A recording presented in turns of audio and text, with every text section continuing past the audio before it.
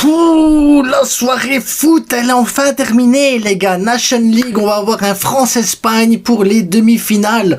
Et les pénaltys des deux côtés en même temps, comme ça. Ah, qui rate, qui marque et tout ça. Bref, une soirée où il y a eu des buts et des buts.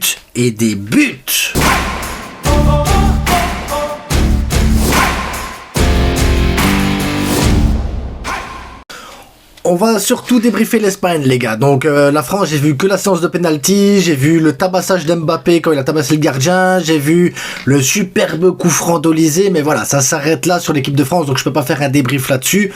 Par contre, Espagne-Pays-Bas, les gars, mais quel match! C'était coup sur coup, une attaque d'un côté, une attaque de l'autre, une attaque d'un côté, une attaque de l'autre, et ça pendant 120 minutes, les gars. Pendant 120 minutes, on a eu du foot, on a eu de l'offensif. D'ailleurs, le score finit par 3-3.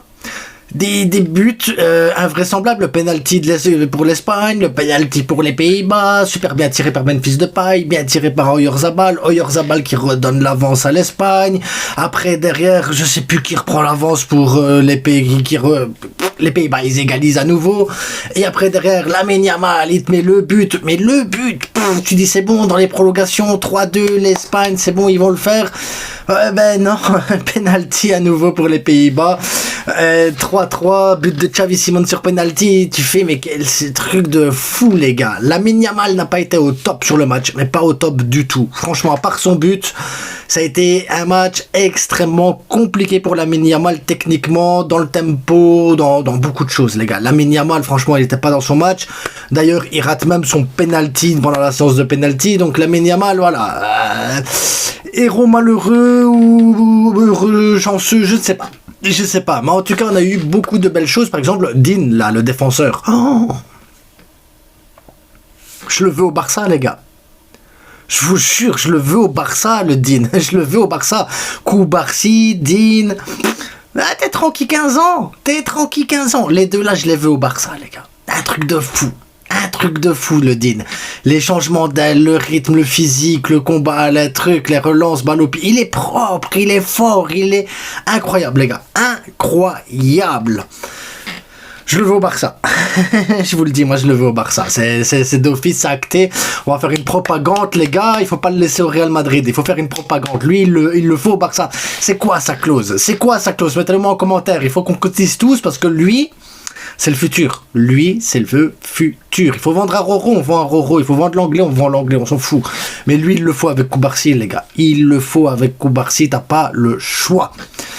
En tout cas, Fabien Ruiz, un peu moyen aujourd'hui, Dani Olmo, un peu moyen aujourd'hui, Nico Williams, un peu moyen aujourd'hui. En fait, l'équipe d'Espagne a été extrêmement moyenne aujourd'hui. C'est pas une équipe d'Espagne qui a écrasé son adversaire, c'est pas une équipe d'Espagne qui a surdominé, c'est une équipe d'Espagne qui a été mise en difficulté par une excellente équipe des Pays-Bas. Il faut le dire, les Pays-Bas ont été très très bons, très forts, franchement très forts dans les deuxièmes ballons, dans la gestion du jeu, dans les occasions, dans la manière de gérer la tension, franchement, les Pays-Bas, très très belle équipe des Pays-Bas, les gars, très très belle équipe des Pays-Bas.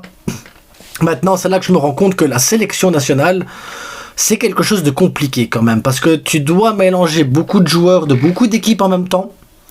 Tu dois essayer de faire créer un lien tous ensemble et faire des automatismes tous ensemble, et c'est là que je me suis rendu compte que Lamine Yamal pas dans le bon tempo dans certaines passes, Nico Williams pas dans le bon tempo dans certaines passes, Dani Olmo compliqué de combiner avec Oyarzabal pour certains trucs, et en fait t'as beaucoup d'excellents joueurs, beaucoup de joueurs qui ont un talent inné, beaucoup de joueurs qui savent jouer au foot, qui ont un très haut niveau, mais il faut travailler tout ça, les automatismes et tout. Et en jouant une fois tous les 3-4 mois et en changeant à chaque fois un peu le système, c'est compliqué. Parce que l'Espagne aurait pu tuer les Pays-Bas beaucoup plus tôt, les gars.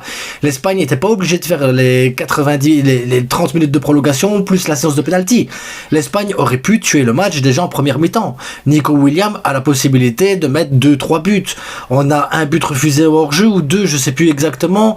Donc il y a un problème de tempo, un problème de communication, un problème d'automatisme en fait avec cette équipe d'Espagne, et c'est là que je me dis que les matchs de sélection nationale devraient se jouer sur un mois, c'est style, tu dis voilà, mois de janvier tu fais que des matchs de Nation League et mois de juin tu fais la suite des matchs de Nation League par exemple, tu vois, comme ça tu as 2 périodes où tu peux jouer les matchs où les joueurs sont un mois ensemble, un mois où ils s'entraînent, ils s'exercent, ils travaillent leurs automatismes, ils font ce qu'il y a à faire, parce que très franchement c'est à ça que ça se joue en fait, hein. Les matchs d'équipe nationale, j'ai regardé un peu la France comme ça ainsi, mais c'est pareil en fait.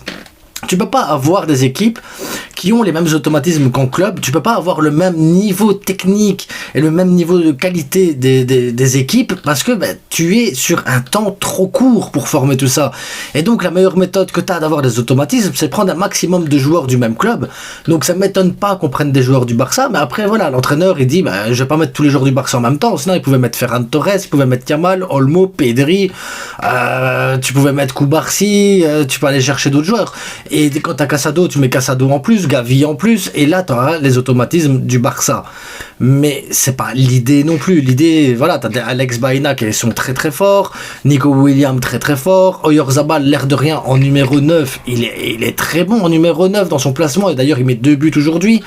Merino intéressant comme tout dans son placement, Zubimendi très très bon, mais après c'est une question de cohésion en fait, et dans les sélections nationales c'est vraiment une question de cohésion, et ça doit être très dur en fait pour les sélectionneurs de se dire je vais créer un groupe avec des joueurs qui viennent de tous bords et réussir à créer quelque chose de fort en fait, quelque chose de très très fort, parce que l'Espagne aurait pu tuer le match, un gâchis par-ci, un gâchis par-là, un manque de technique par-ci, le nombre de contre-attaques que l'Espagne elle a pu créer, parce qu'elle a créé des contre-attaques, elle a eu l'opportunité de faire des contre-attaques, d'être en surnombre, mais à chaque fois la mauvaise décision, le mauvais tempo, le mauvais ballon, mais ça se joue à des détails, donc l'Espagne se qualifie pour les demi-finales dans le Final Four, je sais pas comment ils appellent ça, ou le Four Final and the Final and the Four and the Beautiful match de juin.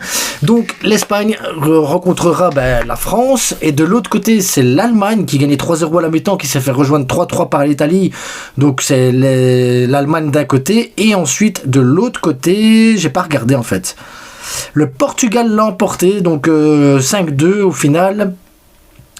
Voilà, donc au final le Portugal va aller dans le Final Four contre l'Allemagne. Donc on aura un Portugal-Allemagne et on aura un Espagne-France ou un France-Espagne, je sais pas, comment on peut, dites-le comme vous voulez, on s'en fout de toute façon, mais je pense que ça va être des matchs hyper intéressants. Allemagne-Portugal ça va être hyper intéressant, et France-Espagne hyper intéressant, donc je pense qu'on va avoir droit à des gros matchs, à des matchs super sympas. En plus la saison elle sera terminée, c'est-à-dire que les joueurs seront concentrés là-dessus, on va avoir quelque chose de bien à ce moment-là, mais voilà, c'est une question de temporalité sur les matchs, pour avoir plus de niveau, parce que là très franchement l'Espagne techniquement c'était incroyable, et les Pays-Bas techniquement c'était incroyable. Techniquement les Pays-Bas, le Reinders, Frimpong, franchement Xavi Simons, Depay, Van Dijk, c'était impressionnant les gars, c'était impressionnant le niveau qu'on a eu là, mais encore une fois c'est une question de cohésion et d'habitude des joueurs de jouer ensemble, et c'est ce qui fait le déchet technique des équipes nationales en vérité. Sinon on peut avoir des matchs de très très haut niveau. En attendant, je vous rappelle le vestiairestore.com, donc ici on est sur de la lumière bleue, donc le maillot il sort un peu jaune à mon avis, mais c'est le maillot vert en fait de l'Espagne, donc avec Casado derrière. Le vestiairestore.com, 10% de remise, vous avez le maillot de Pedri qui est là, vous pouvez avoir les maillots de qui vous voulez, des sélections nationales et bien plus encore, donc n'hésitez pas les gars, le vestiairestore.com. En attendant, je vous souhaite à tous une bonne nuit, une bonne soirée, on se retrouve demain pour parler des ailiers potentiels du Barça, et je vous souhaite à tous une excellente soirée les gars, portez-vous bien. N'oubliez pas, le plus important, ça reste que du foot. Et je suis content parce que j'ai quand même pris du plaisir sur ces matchs de Nation League aujourd'hui. Et pas de blessure. À bientôt. Ciao.